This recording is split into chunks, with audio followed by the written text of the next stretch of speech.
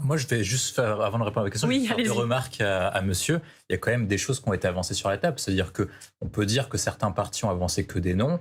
Mais en tout cas, pour le nouveau Front populaire et pour les Républicains, ils ont mis en avant un programme ou un pacte législatif. Et comme le nôtre.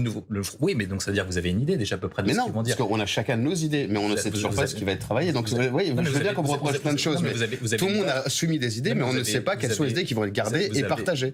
Vous avez une base législative sur laquelle... Non, on n'a pas de base. Vous pouvez vous appuyer pour avoir à peu près une idée de quel programme ça va être. Le deuxième point sur lequel vous pouvez vous appuyer également, c'est sur la composition de l'Assemblée nationale. Et donc, d'une part, la majorité théorique et surtout... Comment éviter une motion de censure? Parce que si par cas vous dressez tout de suite des lignes rouges, comme l'avait fait le nouveau Front populaire, vous exposez à ce qu'on appelle une motion de censure. Et donc le nouveau Front populaire, en fait, aurait pu gouverner si par cas il était plus ouvert, notamment vers vous, mais en dressant des lignes rouges, en disant on va abroger la réforme des retraites, on va remettre en cause toute la politique économique d'Emmanuel Macron. Ils sont exposés à une censurabilité de votre part et du Rassemblement national. Si par cas vous vous dites, d'après vos déclarations, ce que vous venez de dire précédemment, que vous voulez pas notamment remettre en cause la politique migratoire, etc., vous exposez une censure du Rassemblement national et le gouvernement que vous soutiendrez, il tiendra même pas une semaine. Donc quand même, je pense que dans la situation actuelle, il faut mettre en place des compromis. Pour ensuite après répondre à votre question portée sur les Républicains, je pense que le sujet des Républicains, c'est que en fait, au départ, ils ne voulaient pas soutenir le gouvernement, mais on voit bien que Wauquiez et Marine Le Pen ont changé de position. Au départ, c'est sur une position qui était très dure contre la composition du gouvernement, notamment après les élections et le 7 juillet. Et ensuite, après, petit à petit, ils ont changé de position. Pourquoi est-ce qu'ils ont changé de position? Parce que les électorats de Renaissance, du RN et des Républicains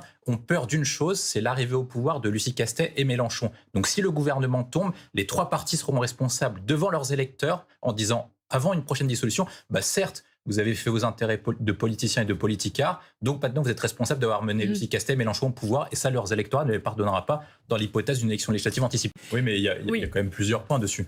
Vous dites la situation n'a pas été provoquée. La situation, c'est vous qui l'avez provoquée. C'est votre parti et votre camp qui a provoqué la dissolution. C'est le choix du président de la République. Donc c'est pas le choix d'un parti. Donc vous n'êtes pas dépendant du choix du président de la République, mais si vous êtes membre de Renaissance. Mais c'est président de la République et président de la République, il n'est pas président de Renaissance. Déjà, vous le rattachez à un parti politique. Oui, vous faites une erreur fondamentale. Quand il est président de la République, il est président de la République. Il me semble qu'il est... S'il avait fait les calculs en disant qu'il allait nous protéger, il n'aurait pas dissous. Je crois qu'il est président d'honneur de Renaissance, quand même, Emmanuel Macron. Il est président d'honneur. C'est quand même modeste. Mais il n'est pas le représentant de notre parti aujourd'hui, il est président de tous les Français. C'est très indépendant. Oui, vous êtes de votre groupe. C'est pas parce que vous êtes rattaché à une seule figure qu'il faut toujours dire Marine Le Pen partout qu'on est pareil. Donc on a le droit de dire qu'on n'est pas tous des Deuxième point, je pense qu'il est quand même bloquant dans votre discours, c'est que vous dites d'un côté, il faut établir la coalition la plus large possible, mais en mettant 3 ou 4 ou 5 lignes rouges. Quand vous voulez établir la coalition la plus large possible. J'ai dit d'abord parlons d'un projet pour les Français et après définissons cette coalition. Donc vous voyez, vous n'allez pas dans le même sens que moi, c'est tout. Vous êtes juste quand même contradictoire. Vous pouvez pas dire d'un côté, on veut établir la coalition la plus large possible, et de l'autre côté, moi je veux ni de Retailleau, ni de Wauquiez, etc. Donc c'est pas ce que j'ai dit.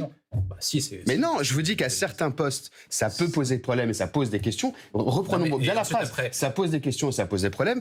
Le problème, c'est qu'on sait ce qu'ils sont capables de dire, mais on n'a pas de projet. Moi, je veux un projet et on parle des noms après. Donc il n'y a rien de contradictoire, monsieur. Après, vous avez quand même une difficulté. Faites semblant de pas comprendre. Ensuite, après, vous avez une difficulté, c'est là quand même la réalité des gens. On va peut-être essayer de faire. Madame Androuet qui est là. Effectivement, qu'on n'a pas entendu. Allez-y, ça a des noms? En fait, on sait à peu près quel est son programme. Ça va être une sorte de mix entre Renaissance et le pacte législatif proposé par Laurent Wauquiez. C'est-à-dire qu'il n'a pas trop le choix, en fait. Au vu de la composition de l'Assemblée, pour éviter ce qu'on appelle la censure, il est obligé de faire un gouvernement qui soit à droite, mais pas trop à droite pour que les 25-30 membres de ce qu'on appelle l'aile gauche de Renaissance et du MoDem ne fuient pas de l'autre côté et décident de ne pas soutenir le gouvernement de Barnier.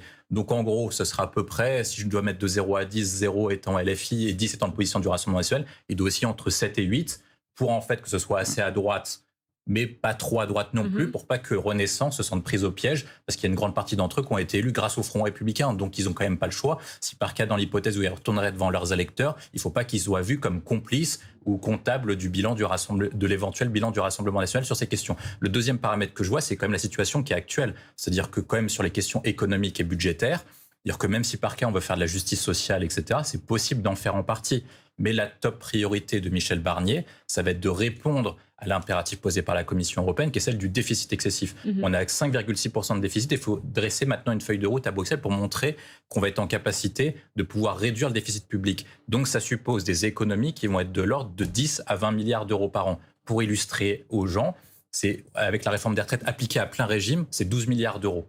Donc il faut faire 2 réformes des retraites d'ici la fin de l'année. Alors, pour revenir peut-être sur le poids des Républicains, puisque je rappelle que c'est le cas, quel regard vous portez là-dessus ? Moi, j'ai trouvé son pot de départ indécent, et pourtant, j'aimais bien le bonhomme, et je trouvais qu'il, sur certains points, il menait une bonne politique. Mais je indécent, carrément ? Oui, bien sûr. Pourquoi ? Non, parce que si on est dans une situation, pourquoi une partie de la raison pour laquelle Emmanuel Macron a dissous, qu'on se retrouve dans une situation de blocage, que le pays est fracturé et qu'on va avoir le budget le plus difficile à adopter depuis 2012 et 2011, c'est en raison de sa politique et de sa dernière politique. Il y a eu 2 bilans à Bruno Le Maire. Il y a une première partie qui est bonne jusqu'au Covid, jusqu'à la première année de Covid. Et la deuxième partie qui est catastrophique, portée sur les politiques publiques, le manque de réformes structurelles et le fait qu'on soit en retard en comparaison des autres pays européens. Et je vais illustrer pourquoi. Quand on fait la politique du quoi qu'il en coûte, les autres pays européens ont mené la politique du quoi qu'il en coûte. Mais cependant, la dette et la politique qui a été menée a été mal calibrée par rapport aux autres pays. Il y a les Échos, par exemple, qui illustraient que l'Allemagne avait mené une politique de quoi qu'il en coûte. Ils vont mettre 7 ans pour rembourser la dette Covid. L'Italie, qui était en plus grande difficulté que nous, il faut se rappeler de l'image qu'on voyait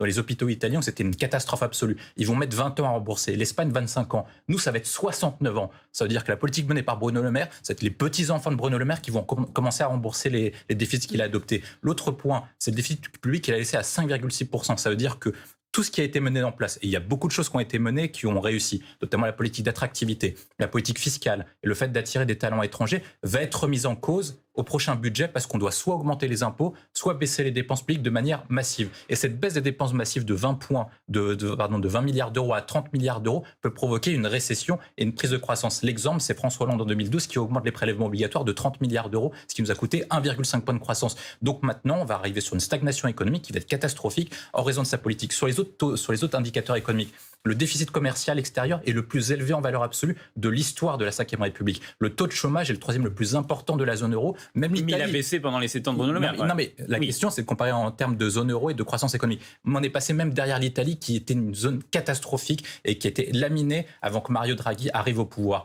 Et ensuite, après, sur le déficit commercial, on est en perte de compétitivité absolue, comme le montre le rapport Draghi dévoilé récemment. Donc, c'est pour ça que je pense qu'il y a des bons points qui ont été menés, mais que les 3 dernières années ont été une catastrophe absolue. Et quand on arrive dans cette situation où on va devoir demander aux Français énormément d'efforts, soit par une hausse des impôts, soit par une baisse massive des dépenses publiques, je pense qu'on s'abstient de faire ce genre de show. Et il aurait été au moins, je pense, recommandé pour lui de sortir et de se faire discret pendant un petit moment. Mathilde Landrouette, porte ouverte à une augmentation des impôts.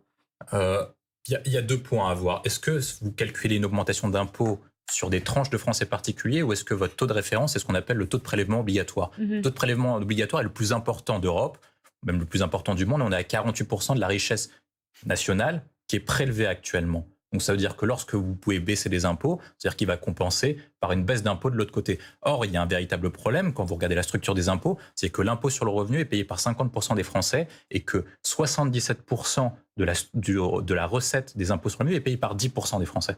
C'est-à-dire qu'en fait, vous n'avez pas beaucoup de marge de manœuvre si Parquet voulait baisser ou augmenter l'impôt sur le revenu. Donc il lui reste 2 moyens si Parquet veut plus de justice fiscale. C'est soit une baisse de la CSG, soit une baisse de la TVA qui compensera par une hausse des taxes, soit sur les entreprises, soit sur les personnes qui ont le plus haut revenu en créant un impôt de revenu supplémentaire. Mais j'alerterai quand même sur une seule chose. Quand vous prenez les impôts, la hausse des taux ne veut pas dire que forcément vous allez avoir plus de recettes. Le meilleur exemple, et c'est pour ça que je dis quand même Bruno Le Maire a quand même réussi quelque chose, c'est lorsqu'il fait pincer l'impôt sur les sociétés de 33 à 25%, les recettes que nous avons obtenues en 2017 ont bondi de plus de 50%. C'est-à-dire qu'en baissant le taux d'impôt, finalement, la France a récolté plus d'argent des entreprises, même malgré une baisse de taux. Donc il faut faire attention avec les taux de fiscalité, il faut faire attention à qui on cible et comment on le fait. Or, il a un problème particulier dans la période qu'il a actuellement, Michel Barnier, c'est que c'est très difficile de faire adopter un budget économique. Vous allez plutôt faire adopter un budget politique. Et donc, je pense que la politique économique ne sera pas sa top priorité pour cette année. C'est plutôt de contenter les groupes parlementaires et les différents équilibres, notamment de la droite, du centre, du NFP et peut-être du RN, plutôt que de faire adopter le meilleur budget économiquement théorique. Toujours au sujet des impôts ? Oui, je pense que vraisemblablement le timing de l'interview a interpellé beaucoup de gens, dans la mesure où ça fait penser à peu près au même coup qu'avait fait Georges Pompidou au général de Gaulle juste avant son départ, avant le référendum de 69. Donc il avait à peu près son tête, surtout qu'il s'inspire beaucoup de Georges Pompidou, comme le rappelle régulièrement Édouard Philippe. Le sujet qui se pose pour Édouard Philippe, c'est comment faire pour pouvoir poser une rupture sur la forme avec le président de la République pour proposer une alternance aux Français. Parce qu'on a vu lors des dernières élections, que ce soit aux élections européennes ou au premier tour ou 2 tours des élections législatives, que les Français voulaient une forme de rupture avec le président de la République. Tout dans le même temps, par contre, il y a quand même un bloc qui tient aux alentours de 20-25%, qui soutient toujours la politique du chef de l'État.